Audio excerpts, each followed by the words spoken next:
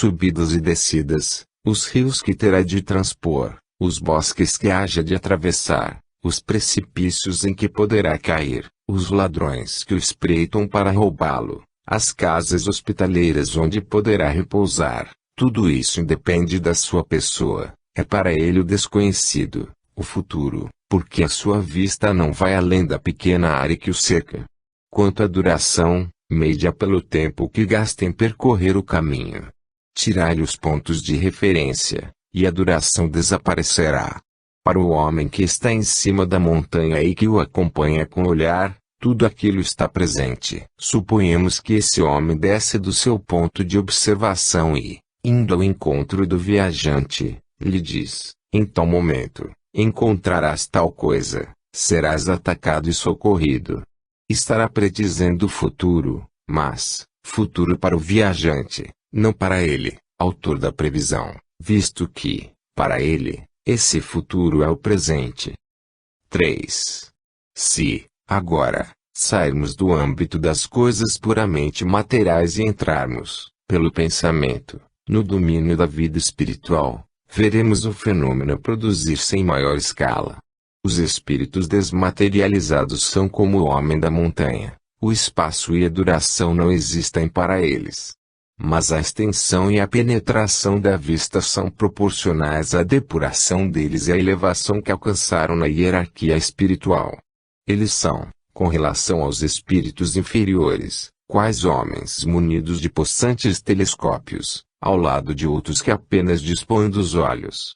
Nos espíritos inferiores, a visão é circunscrita, não só porque eles dificilmente podem afastar-se do globo a que se acham presos, como também porque a grosseria de seus perispíritos lhes vela as coisas distantes, do mesmo modo que um nevoeiro as oculta aos olhos do corpo. Compreende-se, pois, que, de conformidade com o grau de perfeição, um espírito possa abarcar um período de alguns anos, de alguns séculos e mesmo de muitos milhares de anos. Com efeito, o que é um século em face do infinito? Os acontecimentos não se desenrolam sucessivamente diante dele, como os incidentes da estrada diante do viajante. Ele vê simultaneamente o começo e o fim do período, todos os eventos que, nesse período, constituem o futuro para o homem da terra são o presente para ele, que poderia então vir dizer-nos com certeza, tal coisa acontecerá em tal época, porque ele vê essa coisa como o homem da montanha vê o que espera o viajante no curso da viagem. Se assim não procede, é porque o conhecimento do futuro poderia ser prejudicial ao homem, entravaria seu livre-arbítrio, paralisá-lo-ia no trabalho que lhe cumpre executar a bem do seu progresso. O bem e o mal com que se defrontará no futuro, por se conservarem desconhecidos, constitui para o homem uma prova. Se tal faculdade, mesmo restrita, pode ser arrolada entre os atributos da criatura, com que grau de potencialidade não existirá no Criador, que abrange o infinito? Para ele, o tempo não existe, o princípio e o fim dos mundos lhe são o presente. Dentro desse imenso panorama, que vem a ser a duração da vida de um homem, de uma geração, de um povo. 4. Entretanto, como o homem deve concorrer para o progresso geral, como certos acontecimentos devem resultar da sua cooperação, pode convir que, em casos especiais, ele precinta esses acontecimentos, a fim de lhes preparar o encaminhamento e de estar pronto a agir, quando chegar o momento propício. É por isso que Deus, às vezes, permite que se levante uma ponta do véu, mas sempre com fim útil, nunca para satisfação de vã curiosidade. Tal missão pode, pois, ser conferida, não a todos os espíritos, visto que muitos não conhecem, do futuro, mais do que os homens, porém há alguns espíritos bastante adiantados para desempenhá-la. Ora, é de notar-se que as revelações desse gênero são sempre feitas espontaneamente e jamais, ou, pelo menos, muito raramente, em resposta a uma pergunta direta. 5. Semelhante missão pode também ser confiada a certos homens, desta maneira. Aquele a quem é dado o encargo de revelar uma coisa oculta recebe, a sua revelia e por inspiração dos espíritos que a conhecem, a revelação dela e a transmite maquinalmente, sem se aperceber do que faz. É sabido, além disso, que tanto durante o sono quanto no estado de vigília, nos êxtases da dupla vista, a alma se desprende e adquire, em grau mais ou menos alto, as faculdades do espírito livre. Se for um espírito adiantado e, sobretudo, se houver recebido, como os profetas, uma missão especial para esse efeito, gozará, nos momentos de emancipação da alma, da faculdade de abarcar, por si mesmo, um período mais ou menos extenso, e verá, como presentes, os sucessos desse período. Pode então revelá-los, no mesmo instante, ou conservar a lembrança deles ao despertar. Se os sucessos devem permanecer secretos, ele os esquecerá, ou apenas guardará uma vaga intuição do que lhe foi revelado, suficiente para o guiar instintivamente. 6. É assim que em certas ocasiões essa faculdade se desenvolve providencialmente, na iminência de perigos, nas grandes calamidades, nas revoluções, e é assim também que a maioria das seitas perseguidas adquire numerosos videntes. E ainda assim que se vê os grandes capitães avançar resolutamente contra o inimigo, certos da vitória, que homens de gênio, como Cristóvão Colombo, por exemplo, caminham para uma meta, anunciando previamente, a bem dizer, o instante em que alcançarão. É que eles viram essa meta, que, para seus espíritos, deixou de ser o desconhecido. O dom da predição nada tem, pois, de sobrenatural, mais do que uma imensidade de outros fenômenos. Repousa sobre as propriedades da alma e na lei das relações do mundo visível com o mundo invisível, que o Espiritismo veio dar a conhecer. Esta teoria da presciência talvez não resolva de modo absoluto todos os casos que se possam apresentar de revelação do futuro, mas não se pode deixar de convir em que ele estabelece o princípio fundamental. 7. Muitas vezes, as pessoas dotadas da faculdade de prever, seja no estado de êxtase, seja no de sonambulismo, veem os acontecimentos como que desenhados num quadro, o que também se poderia explicar pela fotografia do pensamento. Como se sabe, o pensamento atravessa o espaço como os sons atravessam o ar.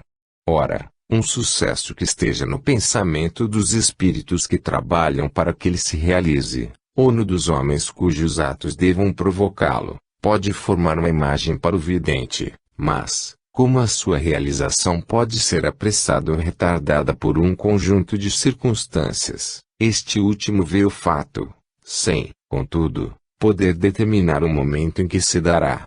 Não raro acontece que aquele pensamento não passa de um projeto, de um desejo que possa não ter consequência, daí os erros frequentes de fato e de data nas previsões. Capítulo 14, itens 13 e seguintes. 8. Para compreendermos as coisas espirituais, isto é, para fazermos delas uma ideia tão clara como a que fazemos de uma paisagem que tenhamos diante dos olhos, falta-nos em verdade um sentido, exatamente como ao cego de nascença falta o sentido necessário que lhe faculte compreender os efeitos da luz, das cores e da vista, sem contato. É por isso que somente por esforço da imaginação e por meio de comparações com coisas materiais que nos sejam familiares chegamos a consegui-lo.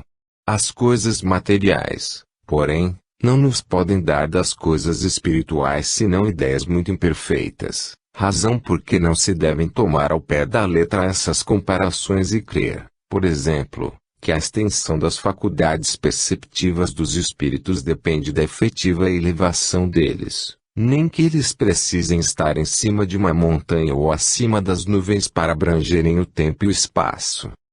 Tal faculdade é inerente ao estado de espiritualização, ou, se preferirem, de desmaterialização do espírito. Isto significa que a espiritualização produz um efeito que se pode comparar, embora muito imperfeitamente, ao da visão de conjunto que tem o homem colocado sobre a montanha. Esta comparação objetivava simplesmente mostrar que acontecimentos pertencentes ainda, para uns, ao futuro, pertencem, para outros, ao presente e podem assim ser preditos, o que não implica que o efeito se produza da mesma maneira. Por conseguinte, para gozar dessa percepção, o espírito não precisa transportar-se a um ponto qualquer do espaço. Aquele que está na Terra, ao nosso lado, pode possuí-la em toda a sua plenitude, tanto quanto se achasse a 1000 léguas de distância, ao passo que nada vemos além do nosso horizonte visual. Não se operando a visão nos espíritos do mesmo modo, nem com os mesmos elementos que no homem, muito diverso é o horizonte visual dos primeiros. Ora, é justamente esse o sentido que nos falta para o concebermos. O espírito, ao lado do encarnado, é como o vidente ao lado do cego. 9. Além disso, devemos ponderar que essa percepção não se limita à extensão, mas que ela abrange a penetração de todas as coisas. É, repetimos, uma faculdade inerente e proporcional ao estado de desmaterialização. A encarnação amortece, sem, contudo, a anular completamente, porque a alma não fica encerrada no corpo como em uma caixa. O encarnado a possui, embora sempre em grau menor do que quando se acha completamente desprendido, é o que confere a certos homens um poder de penetração que a outros falta totalmente, maior agudeza de visão moral, compreensão mais fácil das coisas extramateriais. O espírito encarnado não somente percebe, como também se lembra do que viu no estado de espírito livre, e essa visão é como um quadro que se projeta na sua mente. Na encarnação, ele vê, mas vagamente, como através de um véu. No estado de liberdade, vê e concebe claramente. O princípio da visão não lhe é exterior, está nele, é por isso que não precisa da luz exterior. Por efeito do desenvolvimento moral, alarga-se o círculo das ideias e da concepção. Por efeito da desmaterialização gradual do perispírito, este se depura dos elementos grosseiros que lhe alteravam a delicadeza das percepções, o que torna fácil compreender-se que a ampliação de todas as faculdades acompanha o progresso do espírito. 10. É o grau da extensão das faculdades do espírito que, na encarnação, o torna mais ou menos apto a conceber as coisas espirituais. Essa aptidão, todavia, não resulta forçosamente do desenvolvimento da inteligência. A ciência vulgar não a dá, sendo por isso que se vê em homens de grande saber tão cegos para as coisas espirituais, quanto outros o são para as coisas materiais. São-lhes refratários, porque não as compreendem, o que significa que ainda não progrediram em tal sentido, ao passo que outros, de instrução e inteligência vulgares, as apreendem com a maior facilidade, o que prova que já tinham de tais coisas uma intuição prévia. É, para estes, uma lembrança retrospectiva do que viram e souberam, quer na erraticidade, quer em suas existências anteriores, como alguns têm a intuição das línguas e das ciências de que já foram conhecedores. 11. Quanto ao futuro do espiritismo, os espíritos, como se sabe, são unânimes em afirmar o seu triunfo próximo, apesar dos obstáculos que lhe opõem. Essa previsão lhes é fácil, primeiramente porque a sua propagação é obra pessoal deles, concorrendo para o movimento, ou dirigindo, eles sabem, por conseguinte, o que devem fazer. Em segundo lugar, basta-lhes entrever um período de curta duração, no qual vêm, ao longo do caminho, os poderosos auxiliares que Deus lhes suscita e que não tardarão a manifestar-se. Embora sem serem espíritos desencarnados, transportem-se os espíritas há 30 anos apenas para frente, ao seio da geração que surge, daí considerem o que se passa hoje com o espiritismo, acompanhem-lhe a marcha progressiva e verão consumir-se em vãos esforços os que se julgam destinados a derrubá-lo. Verão que esses tais pouco a pouco desaparecem da cena e que, paralelamente, a árvore cresce e alonga cada vez mais as suas raízes. 12. Na maioria das vezes, os acontecimentos vulgares da vida privada são consequência da maneira de proceder de cada um. Este, de acordo com as suas capacidades, com a sua habilidade, com a sua perseverança, prudência e energia, terá êxito naquilo em que outro verá malogrados todos os seus esforços, por efeito da sua inaptidão, de sorte que se pode dizer que cada um é o artífice do seu próprio futuro, futuro que jamais se encontra sujeito a uma cega fatalidade, independente da sua personalidade. Conhecendo-se o caráter de um indivíduo, pode-se facilmente predizer a sorte que o espera no caminho por onde haja enveredado. 13. Os acontecimentos que envolvem interesses gerais da humanidade são regulados pela providência. Quando uma coisa está nos desígnios de Deus, ela se cumpre a despeito de tudo, ou por um meio, ou por outro. Os homens concorrem para que ela se execute, mas nenhum é indispensável, pois, do contrário, o próprio Deus estaria à mercê de suas criaturas. Se faltar aquele a quem incumba a missão de a executar, outro se encarregará dela. Não há missão fatal, o homem tem sempre a liberdade de cumprir ou não a que lhe foi confiada e que ele voluntariamente aceitou.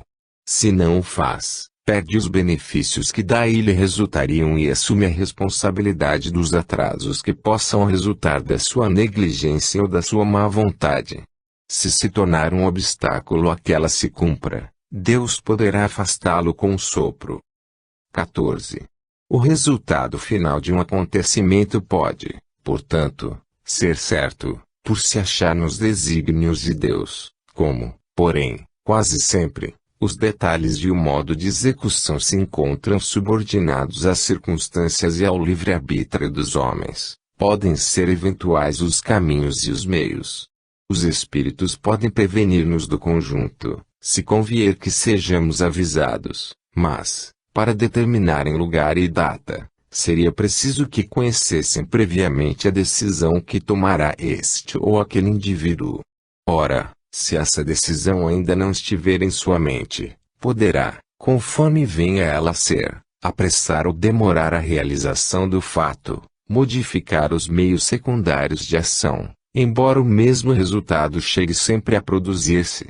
É assim, por exemplo, que os espíritos podem, pelo conjunto das circunstâncias, prever que uma guerra se acha mais ou menos próxima, que é inevitável, sem, contudo, poderem predizer o dia em que começará, nem os incidentes pormenorizados que possam ser modificados pela vontade dos homens.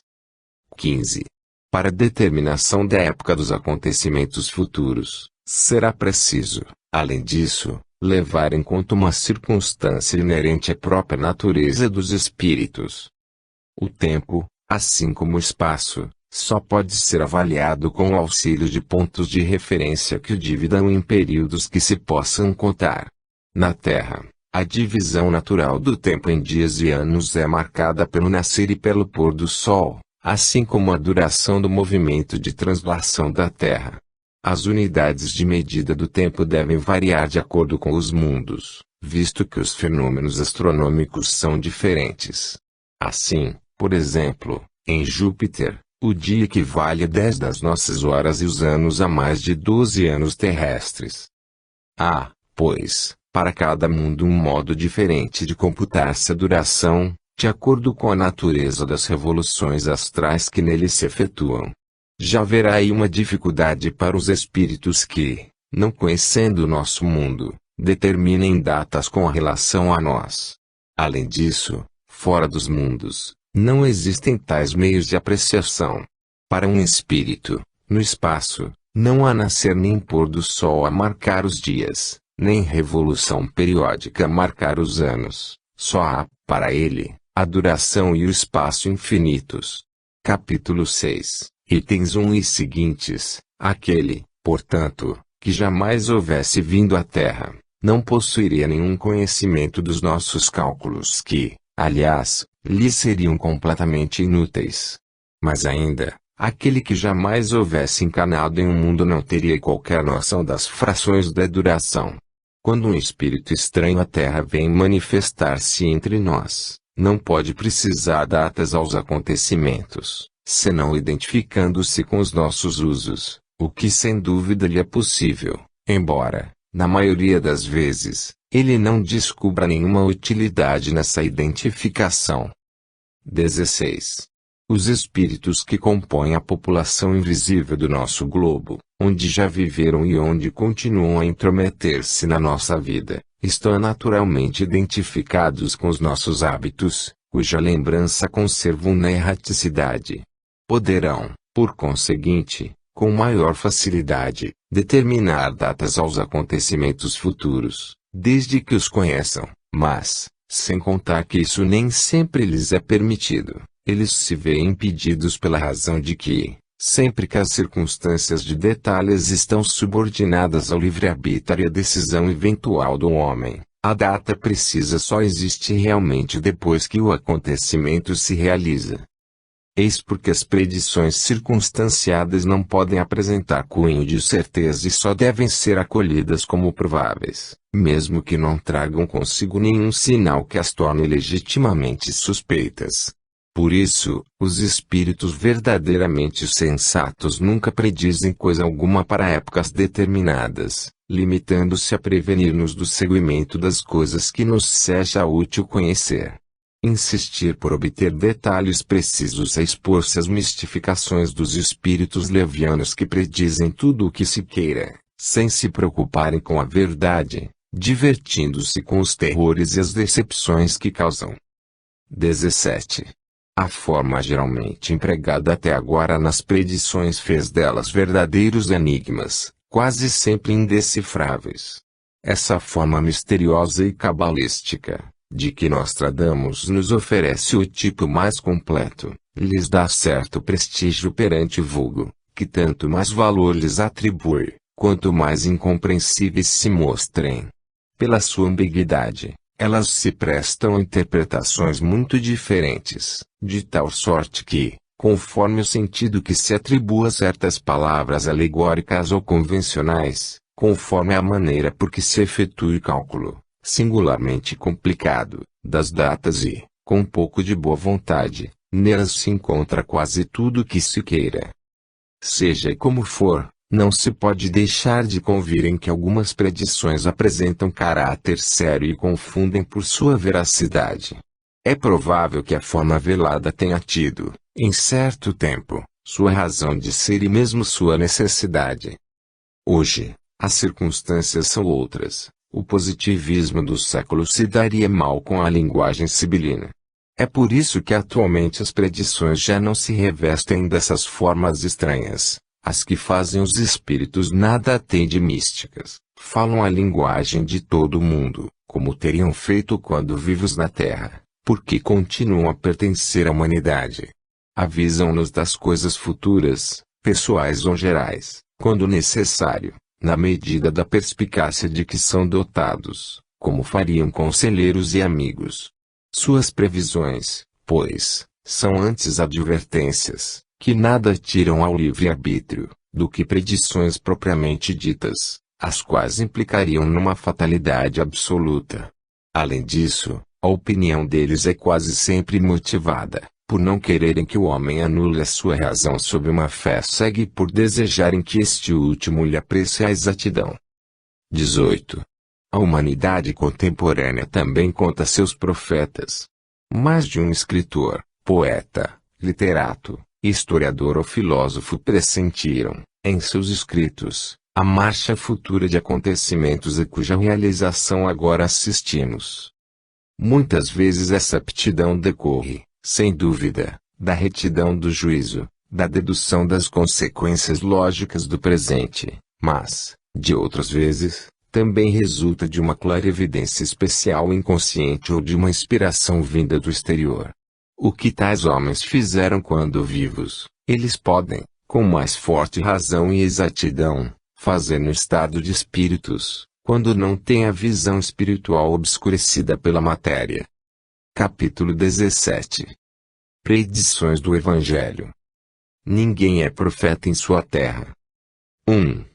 Tendo vindo à sua terra natal, Jesus os instruía nas sinagogas, de sorte que, tomados de espanto, diziam: de onde lhe vieram essa sabedoria e esses milagres? Não é o filho daquele carpinteiro? Não se chama Maria, sua mãe, e seus irmãos Tiago, José, Simão e Judas?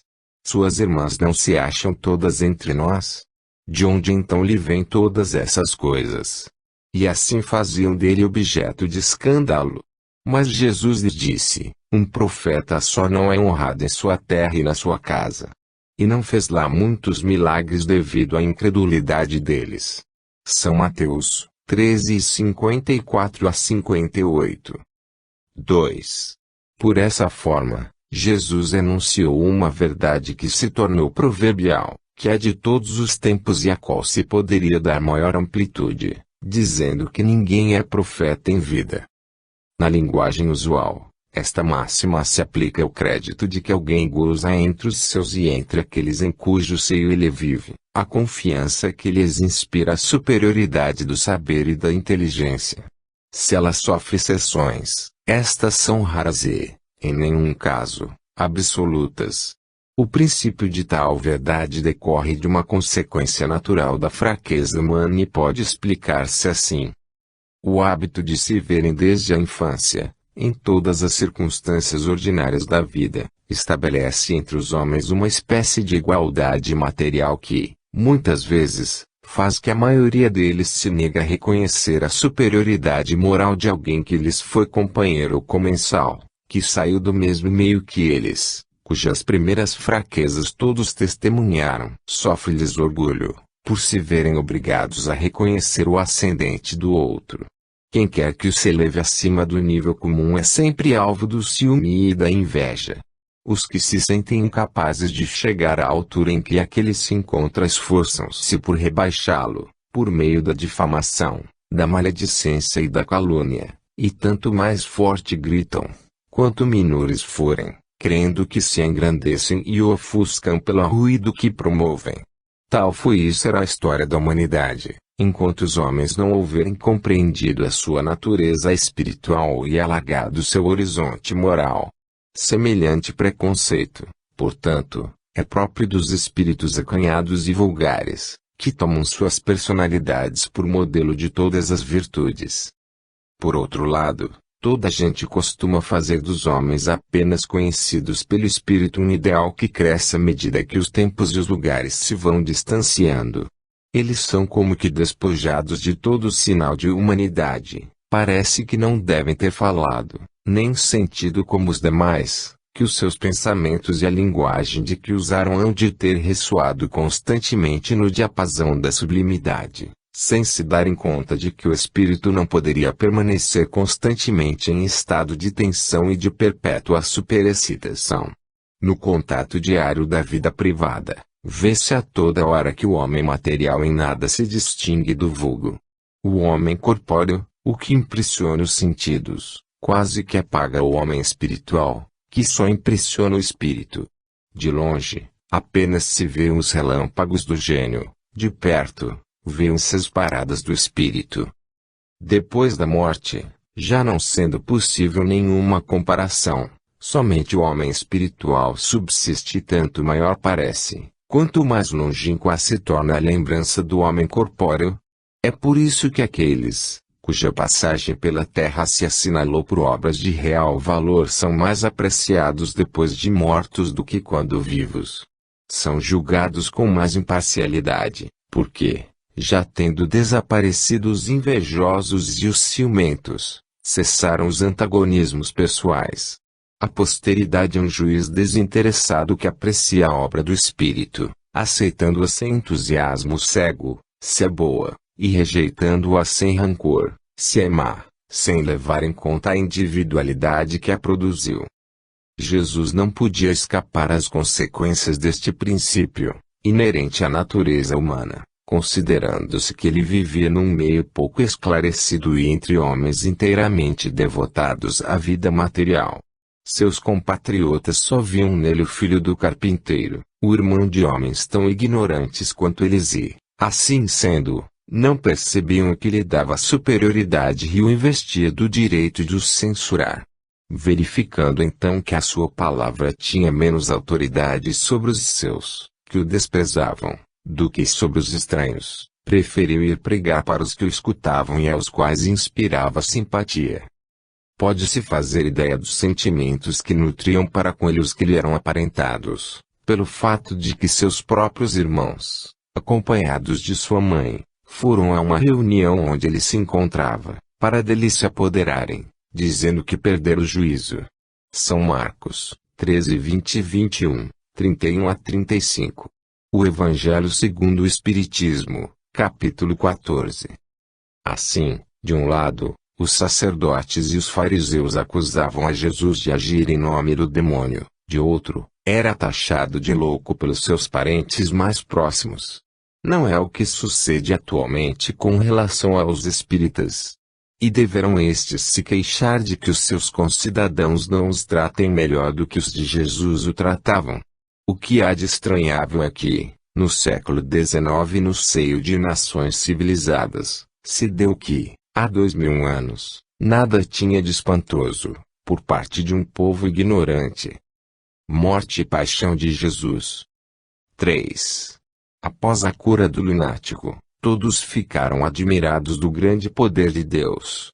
E estando todos cheios de admiração pelo que Jesus fazia, disse ele a seus discípulos: guardai bem nos vossos corações o que vos vou dizer.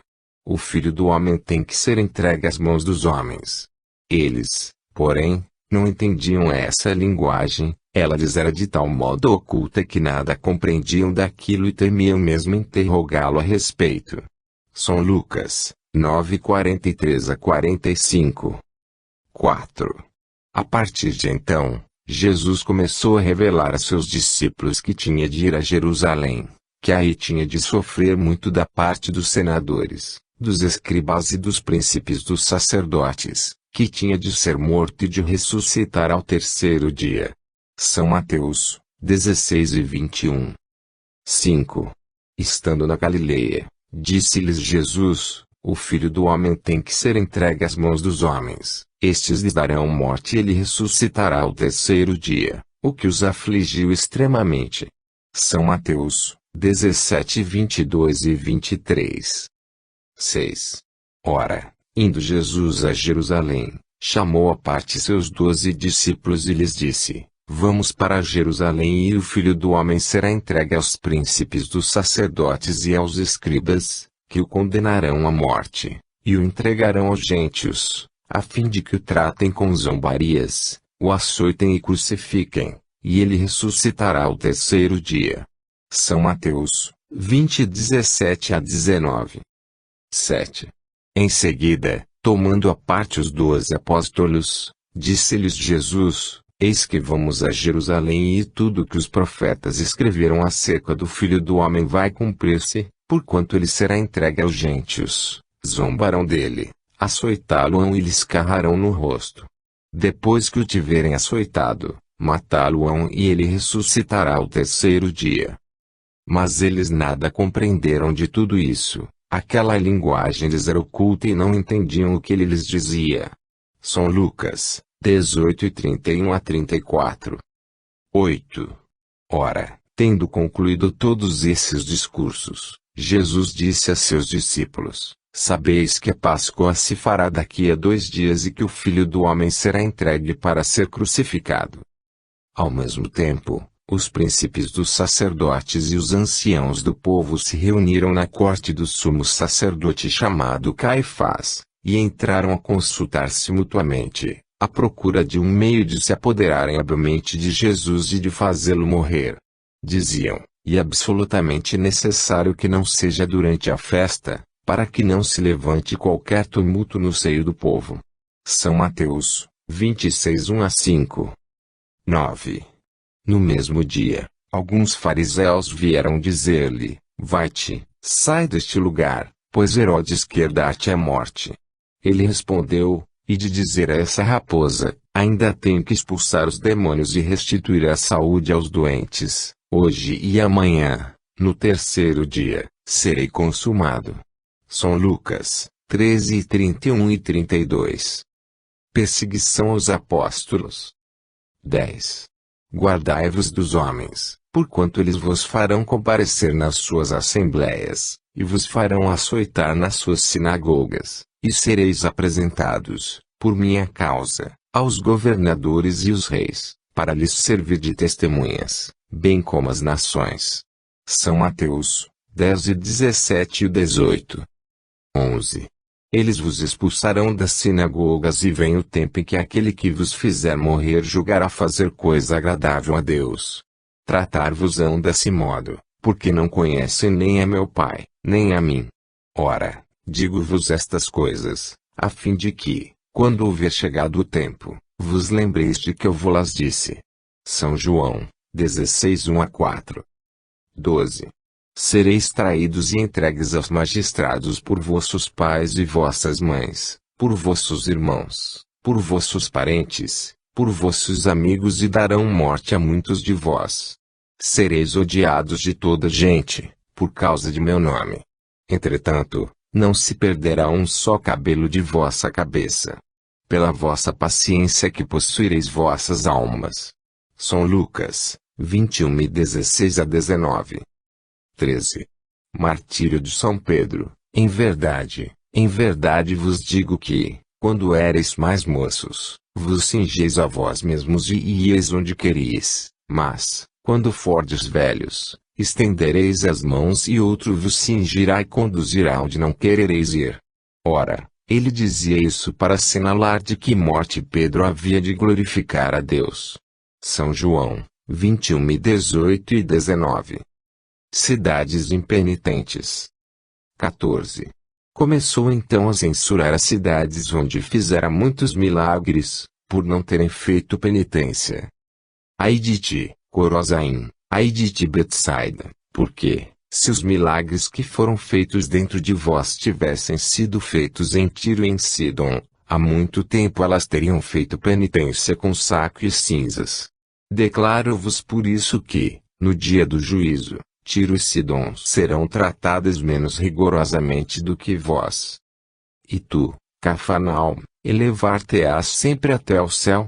Serás abaixada até ao fundo do inferno, porque, se os milagres que foram feitos dentro de ti houvessem sido feitos em Sodoma, esta ainda talvez subsistisse hoje.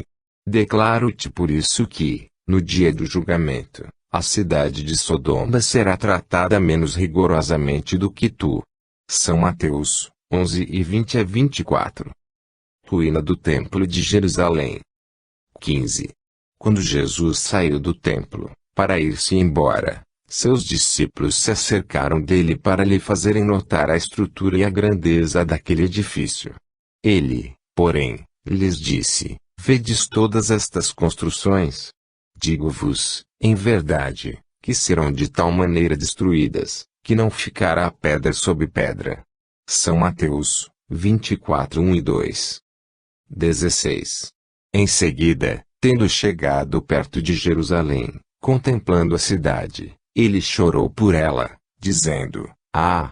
Se ao menos neste dia que ainda te é concedido, reconhecesses aquele que te pode proporcionar paz. Mas, agora, tudo isto se acha oculto aos teus olhos. Tempo virá, pois, para ti, desventurada, em que teus inimigos te cercarão de trincheiras, te encerrarão e apertarão de todos os lados, em que te deitarão por terra, a ti e aos teus filhos que estão dentro de ti, e não te deixarão pedra sobre pedra, porque não reconheceste o tempo em que Deus te visitou. São Lucas 19, 41 a 44. 17. Entretanto, é preciso que eu continue a andar hoje e amanhã e o dia seguinte, porque é necessário que nenhum profeta sofra morte em outra parte, que não em Jerusalém. Jerusalém, Jerusalém, que matas os profetas e apedrejas os que te são enviados, quantas vezes eu quis reunir teus filhos, como uma galinha reúne os pintinhos sob as asas, e não quiseste. Aproxima-se o tempo em que vossa casa ficará deserta. Ora, eu, em verdade, vos digo que doravante não me tornareis a ver, até que digais: Bendito seja o que vem em nome do Senhor. São Lucas 13 e 33 a 35.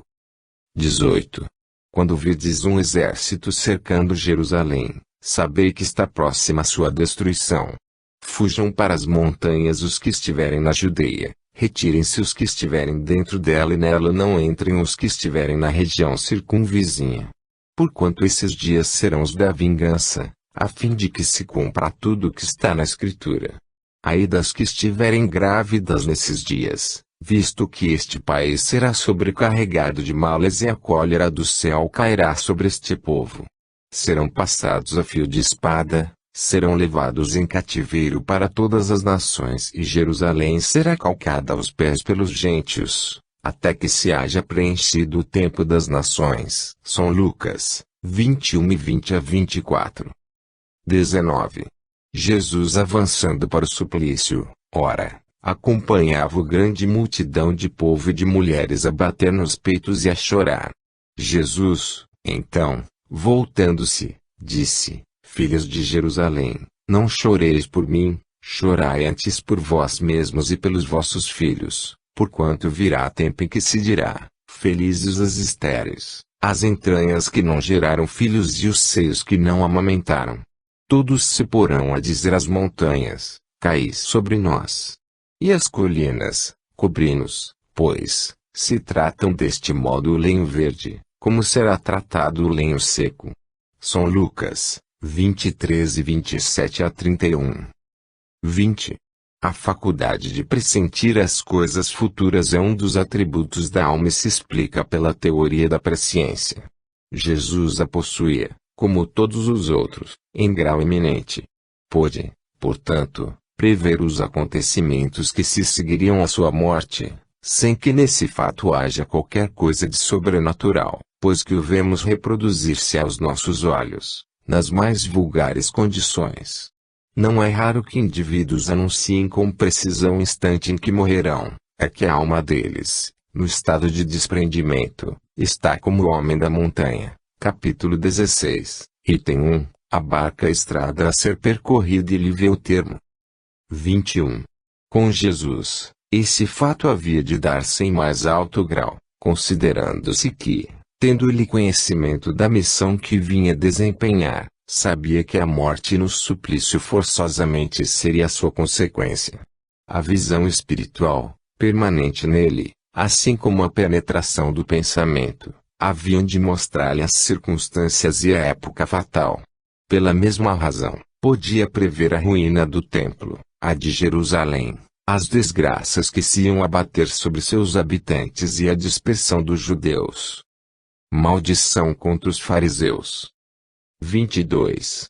João Batista, vendo muitos fariseus e saduceus que acorriam para ser batizados, ele lhes disse: raça de víboras, quem vos ensinou a fugir da cólera que há de cair sobre vós? Produzi então frutos dignos de penitência, não penseis em dizer de vós para convosco: temos Abrão por pai, porquanto eu vos declaro que Deus pode fazer que destas próprias pedras nasçam filhos a Abraão. O machado já está aposto à raiz das árvores e toda árvore que não der bons frutos será cortada e lançada ao fogo. São Mateus 3:7-10. 23. Ai de vós, escribas e fariseus hipócritas, porque fechais aos homens o reino dos céus, lá não entrais e ainda vos opondes a que os outros entrem. Ai de vós, escribas e fariseus hipócritas, que, a pretexto de longas orações, devorais as casas das viúvas, tereis por isso um julgamento mais rigoroso.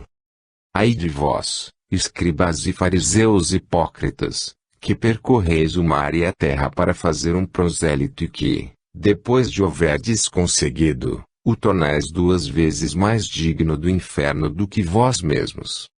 Ai de vós, condutores de cegos, que dizeis: se um homem jura pelo templo, isso nada vale. Quem quer, porém, que jure pelo ouro do templo, fique obrigado a cumprir o seu juramento. Insensatos e cegos que sois! A qual se deve mais estimar, ao ouro ou ao templo que santifica o ouro? Se um homem, dizeis, jura pelo altar, isso nada vale, mas aquele que jurar pelo dom que esteja sobre o altar fica obrigado a cumprir o seu juramento. Cegos que sois! A qual se deve mais estimar, ao dom ou altar que santifica o dom? Aquele, pois, que jura pelo altar jura não só pelo altar, como por tudo que está sobre o altar, e aquele que jura pelo templo o jura por aquele que o habita, e aquele que jura pelo céu jura pelo trono de Deus e por aquele que aí se assenta. Ai de vós, escribas e fariseus hipócritas, que pagais o dízimo da hortelã, do endro e do cominho e que tendes abandonado o que há de mais importante na lei, a saber, a justiça, a misericórdia e a fé. Essas as coisas que deveis praticar, sem, contudo, omitirdes as outras. Guiás cegos, que tendes grande cuidado em coar o que bebeis, por medo de engolir um mosquito, e que, no entanto, engolis um camelo. Ai de vós, escribas e fariseus hipócritas, que limpais por fora o copo e o prato e que estáis por dentro cheios de rapina e impureza, fariseus cegos. Limpai primeiro o interior do copo e do prato, a fim de que também o exterior fique limpo. Ai de vós, escribas e fariseus hipócritas, que vos assemelhais a sepulcros caiados, que por fora parecem belos aos olhos dos homens, mas que, por dentro, estão cheios de ossadas de mortos e de toda espécie de podridão. Assim, por fora pareceis justos, enquanto, por dentro, estáis cheios de hipocrisia e de iniquidade. Ai de vós, escribas e fariseus hipócritas, que erigis túmulos aos profetas e adornais os monumentos dos justos, e que dizeis, se existíssemos no tempo de nossos pais, não nos teríamos associado a eles para derramar o sangue dos profetas. Acabais, pois, assim, de encher a medida de vossos pais. Serpentes, raça de víboras, como podereis evitar a condenação ao inferno? Eis que vou enviar-vos profetas, homens de sabedoria e escribas e matareis a uns, crucificareis a outros e a outros açoitareis nas vossas sinagogas e os perseguireis de cidade em cidade, a fim de que recaia sobre vós todo o sangue inocente que tem sido derramado na terra, desde o sangue de Abel, o justo, até o de Zacarias, filho de Baraquias, que matastes entre o templo e o altar. Digo-vos, em verdade, que tudo isso virá recair sobre esta raça que existe hoje. São Mateus 23 13 a 36. Minhas palavras não passarão. 24. Então, aproximando-se dele, seus discípulos lhe disseram, sabes que, ouvindo o que acabaste de dizer, os fariseus se escandalizaram? Ele respondeu, toda planta que meu Pai Celestial não plantou será arrancada. Deixai-os, são cegos a conduzir cegos, se um cego guia outro cego, cairão ambos na valeta. São Mateus 15 12 a 14. 25. Passará o céu e a terra, mas as minhas palavras não passarão. São Mateus 24 e 35. 26. As palavras de Jesus não passarão porque em todos os tempos serão verdadeiras. O seu código moral será eterno porque consagra as condições do bem que conduz o homem ao seu destino eterno. Mas, terão as suas palavras chegado até nós inteiramente puras e isentas de falsas interpretações? Todas as seitas cristãs lhes captaram o espírito. Nenhuma terá deturpado o seu verdadeiro sentido, em consequência dos preconceitos e da ignorância das leis da natureza. Nenhuma as transformou em instrumento de dominação, para servir às suas ambições e aos seus interesses materiais, em trampolim, não para se elevar ao céu, mas para elevar-se na terra. Acaso terão adotado como regra de conduta a prática das virtudes de que Jesus fez condição expressa de salvação? Todas estarão livres das censuras que ele dirigiu aos fariseus do seu tempo. Todas, finalmente, tanto na teoria como na prática, serão a expressão pura da sua doutrina. Por ser única, a verdade não pode achar-se contida em afirmações contrárias e não há razão para que Jesus imprimisse duplo sentido às suas palavras. Se, pois, as diferentes seitas se contradizem, se umas consideram verdadeiro o que outras condenam como heresias, é impossível que todas estejam com a verdade. Se todas houvessem aprendido o sentido verdadeiro do ensino evangélico, todas se teriam encontrado no mesmo terreno e não existiriam seitas. O que não passará é o verdadeiro sentido das palavras de Jesus, O que passará é o que os homens construíram sobre o sentido falso que deram a essas mesmas palavras. Tendo por missão transmitir aos homens o pensamento de Deus, somente a sua doutrina, em toda a pureza, pode exprimir esse pensamento. Foi por isso que ele disse: toda planta que meu Pai Celestial não plantou será arrancada. A pedra angular. 27. Não lestes jamais isto nas Escrituras: a pedra angular que os edificadores rejeitaram se tornou a principal pedra do ângulo. Foi o que o Senhor fez e nossos olhos o veem com admiração. Por isso eu vos declaro que o reino de Deus vos será tirado e será dado a um povo que dele tirará frutos. Aquele que se deixar cair sobre essa pedra se despedaçará e ela esmagará aquele sobre quem cair. Tendo ouvido de Jesus essas palavras, os príncipes dos sacerdotes reconheceram que era deles que o Mestre falava. Quiseram então se apoderar dele, mas tiveram medo do povo que o considerava um profeta. São Mateus 21:42-46. 28. A palavra de Jesus se tornou a pedra angular, isto é, a pedra de consolidação do novo edifício da fé, erguido sobre as ruínas do antigo. Havendo os judeus, os príncipes dos sacerdotes e os fariseus rejeitado essa pedra, ela os esmagou, do mesmo modo que esmagará os que, depois, a desconheceram ou lhe desfiguraram o sentido em prol de suas ambições. Parábola dos vinhateiros homicidas. 29. Havia um pai de família que, tendo plantado uma vinha, a cercou com uma sebe e, cavando a terra, construiu uma torre. Arrendou-a depois a uns vinhateiros e partiu para um país distante. Ora, estando o próximo tempo dos frutos, enviou ele seus servos aos vinhateiros, para recolher o fruto da sua vinha. Os vinhateiros, apoderando-se dos servos, deram num, mataram outro e a outro apedrejaram. Enviou-lhes ele outros servos em maior número do que os primeiros e eles os trataram da mesma maneira. Por fim, enviou-lhes seu próprio filho, dizendo de si para si: ao meu filho eles terão algum respeito. Mas os vinhateiros, ao verem o filho, disseram entre si: aqui está o herdeiro, vinde, matemo-lo e ficaremos donos da sua herança.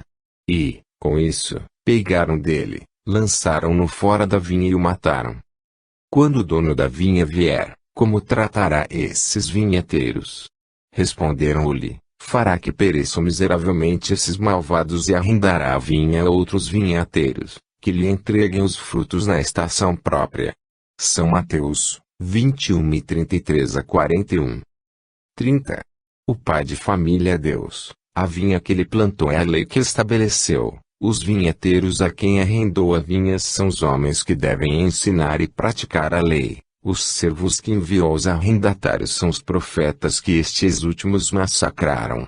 Seu filho, enviado por último, é Jesus, a quem eles igualmente mataram. Como tratará o Senhor os seus mandatários prevaricadores da lei? Tratá-los-á como seus enviados foram por eles tratados e chamará outros arrendatários que lhe prestem melhores contas da sua propriedade e do proceder do seu rebanho. Assim aconteceu com os escribas, com os príncipes dos sacerdotes e com os fariseus. Assim será quando lhe vier de novo pedir contas a cada um do que fez da sua doutrina. Retirará toda a autoridade ao que dela houver abusado, pois ele quer que o seu campo seja administrado de acordo com a sua vontade. Após 18 séculos, tendo chegado à idade viril, a humanidade está madura para compreender o que o Cristo apenas falou de leve, porque então, como ele próprio disse, não o teriam compreendido. Ora, a que resultado chegaram os que, durante esse longo período, foram encarregados da educação religiosa dessa mesma humanidade? A constatação de que indiferença sucedeu à fé e de que incredulidade se arvorou em doutrina. Com efeito, em nenhuma outra época o ceticismo e o espírito de negação estiveram mais espalhados em todas as classes da sociedade. Mas se algumas das palavras do Cristo se apresentam encobertas pelo véu da alegoria, pelo que respeita à regra de proceder, às relações de homem para homem, aos princípios morais a que ele expressamente condicionou a salvação. Seus ensinos são claros, explícitos, sem ambiguidade. O Evangelho segundo o Espiritismo, capítulo 15. Que fizeram das suas máximas de caridade, de amor e de tolerância. Das recomendações que fez a seus apóstolos para que convertessem os homens pela persuasão e pela brandura. Que fizeram da simplicidade, da humildade, do desinteresse e de todas as virtudes que ele exemplificou. Em seu nome, os homens se anatematizaram mutuamente e reciprocamente se amaldiçoaram, estrangularam-se em nome daquele que disse: todos os homens são irmãos. Do Deus infinitamente justo, bom e misericordioso que ele revelou, fizeram um Deus ciumento, cruel, vingativo e parcial, aquele Deus de paz e de verdade. Sacrificaram nas fogueiras, pelas torturas e perseguições, muito maior número de vítimas do que as que em todos os tempos os pagãos sacrificaram aos seus falsos deuses. Venderam as orações e as graças do céu em nome daquele que expulsou os vendilhões do templo e que disse aos seus discípulos: dai de graça o que de graça recebestes. Que diria o Cristo se vivesse hoje entre nós? Se visse os que se dizem seus representantes ambicionar as honras, as riquezas, o poder e o fausto dos príncipes do mundo, ao passo que ele, mais rei do que todos os reis da terra, fez a sua entrada em Jerusalém montado num jumento. Não teria o direito de dizer-lhes: que fizestes dos meus ensinos, vós que incensais o bezerro de ouro, que proferis a maior parte das vossas preces em favor dos ricos, reservando uma parte insignificante para os pobres, apesar de eu haver dito: os primeiros serão os últimos e os últimos serão os primeiros no reino dos céus. Mas se ele não está carnalmente entre nós, está em espírito e, como o senhor da parábola, virá pedir contas aos seus vinhateiros, quando chegar o tempo da colheita. Um só rebanho e um só pastor. 31. Tenho ainda outras ovelhas que não são deste aprisco. É preciso que também a essas eu conduza. Elas escutarão a minha voz e haverá um só rebanho e um só pastor. São João 10:16. 32. Por essas palavras, Jesus anuncia claramente que os homens um dia se unirão por uma crença única, mas como poderá efetuar-se essa união? A tarefa parece difícil, tendo-se em vista as diferenças que existem entre as religiões, os antagonismos que elas alimentam entre seus respectivos adeptos e a obstinação que manifestam em se acreditarem na posse exclusiva da verdade. Todas querem a unidade, mas cada uma se vangloria de que essa unidade se fará em seu proveito e nenhuma admite a possibilidade de fazer qualquer concessão às suas crenças.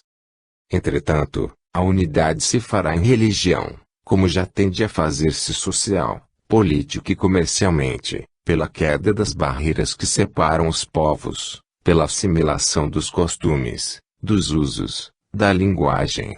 Os povos do mundo inteiro já confraternizam, como os das províncias de um mesmo império. Pressente-se essa unidade e todos a desejam. Ela se fará pela força das coisas, porque se tornará uma necessidade, a fim de que se estreitem os laços de fraternidade entre as nações. Far-se-á pelo desenvolvimento da razão humana, que se tornará apta a compreender a puerilidade de todas as dissidências, pelo progresso das ciências, a demonstrar cada dia mais os erros materiais sobre os quais tais dissidências se apoiam, e a destacar pouco a pouco das suas fieiras as pedras estragadas. Se é certo que a ciência demole, nas religiões, o que é obra dos homens e fruto de sua ignorância das leis da natureza, também é certo que não poderá destruir, apesar da opinião de alguns, o que é obra de Deus e eterna verdade.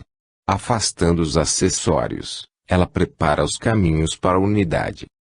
A fim de chegarem à unidade, as religiões terão que se encontrar num terreno neutro, se bem que comum a todas. Para isso, todas terão que fazer concessões e sacrifícios maiores ou menores, conforme a multiplicidade de seus dogmas particulares. Mas, em virtude do princípio de imutabilidade que todas professam, A iniciativa das concessões não poderá partir do campo oficial, em vez de tomarem no alto ponto de partida, tomá-lo embaixo por iniciativa individual. Desde algum tempo se vem operando um movimento de descentralização, que tende a adquirir uma força irresistível.